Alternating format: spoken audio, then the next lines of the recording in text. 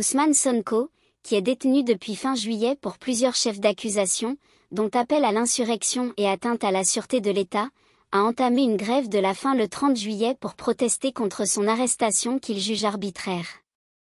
Il aurait été admis au service de réanimation de l'hôpital principal de santé préoccupant et ont exigé sa libération immédiate.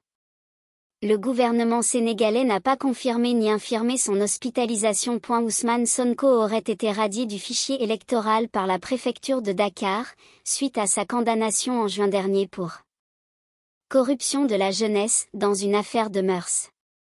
Cette radiation pourrait l'empêcher de se présenter à l'élection présidentielle de 2024, à laquelle il est candidat déclaré. Son camp a contesté cette décision et a dénoncé une volonté du président Macky Sall de l'éliminer politiquement. Le Niger a connu une tentative de coup d'État le 26 juillet, menée par des soldats de la garde présidentielle qui ont retenu le président Mohamed Bazoum dans son palais à Niamey. Les putschistes, de la patrie, CNSP, et la suspension de la Constitution. Ils ont invoqué la dégradation de la situation sécuritaire et la mauvaise gouvernance économique et sociale du pays.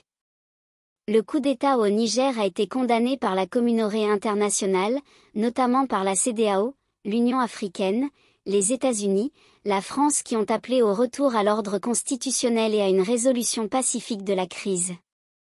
Les responsables militaires de la CEDEAO se sont réunis à partir du 17 août à Accra au Ghana pour décider de l'action à mener. Le CNSP a rejeté toute pression extérieure et a affirmé détester des preuves de haute trahison contre le président Bazoum.